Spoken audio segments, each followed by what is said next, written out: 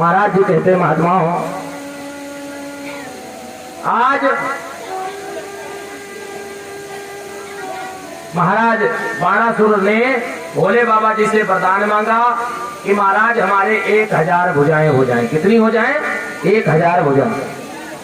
भोले बाबा बेचारे सरल देवता, भोले बाबा जी ने कह दिया एवं तो ऐसा ही होगा। इधर अब बाणासुर को अहंकार हो गया और बाणासुर ने भोले बाबा जी को ही चुनौती दे दी। कहा भोले बाबा अब हमारे हाथों में खुजली हो रही है, या तो कोई योद्धा बताओ जिसके साथ में हमारा युद्ध हो। अब ना है तो फिर भोले बाबा तुम है आ जाओ, हमारे तुम्हारे हो जाए दो हाथ।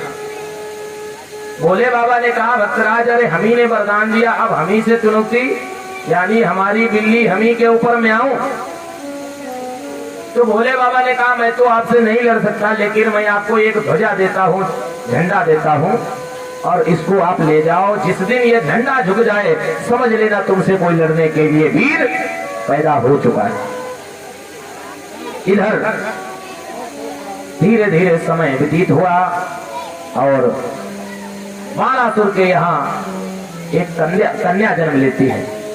मैंने बताया था भैया लोगों कि जो व्यक्ति कहीं न झुका हो वो व्यक्ति जब अपने यहाँ संतान जन्म लेती है, जब व्यक्ति हर जगह से भले ही जीत जाए लेकिन हारता है तब कहाँ? अपनी संतान से।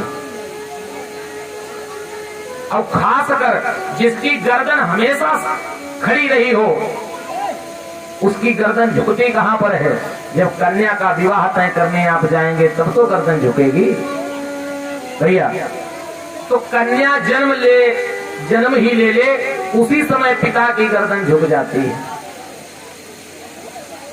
तो आज महाराज जी कहते हैं महात्माओं धीरे धीरे यहाँ बाणासुर के यहाँ एक कन्या ने जन्म लिया, जिस कन्या का नाम उषा रखा गया।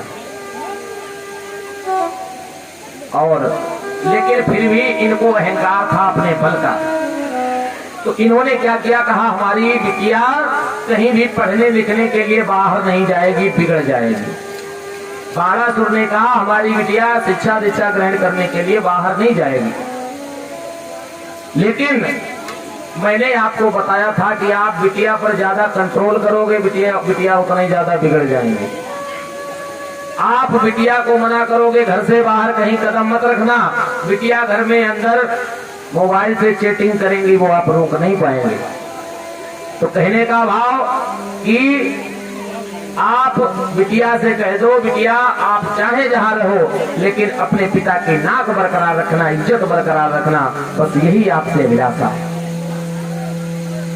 आज बाणासुर ने कह दिया कि हमारी बिटिया कहीं भी बाहर घर से नहीं निकलेगी, जो भी शिक्षा दीक्षा पढ़ाई होगी वो सब यही होगी।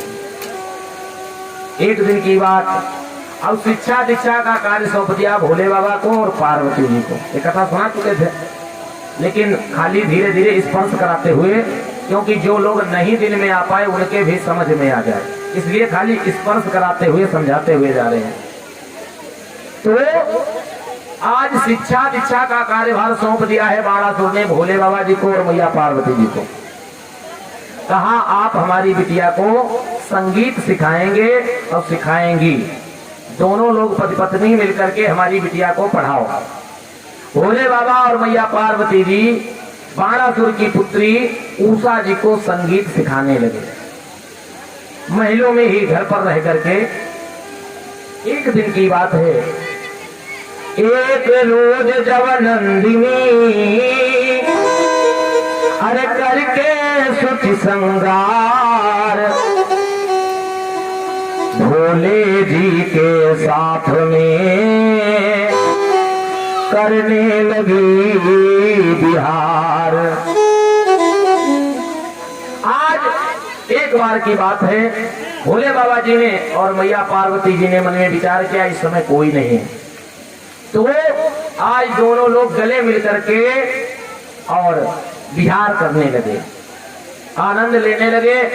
लेकिन इधर वो उस कन्या उषा ने देख लिया। अब देखो उषा के अंदर का भाव बदल गया।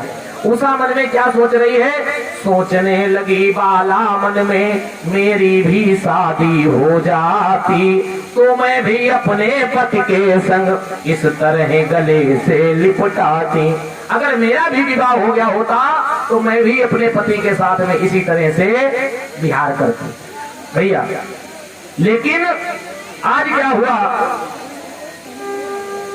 और कभी कभी जब मन का भाव बदल जाता है, अब ये हर समय देखो पढ़ना लिखना सब भूल गई, अब इसके शादी शादी मन में भरी है। एक दिन की बात, ये सोचते सोचते सो गई। जब सोचते सोचते सो गई है, उसी रोज सपने में एक सुंदर राजकुमारी इनके यहाँ आया, इनके पास में। सपने में रात में आया हो, सपने में रात में आया एक गोपाला रे,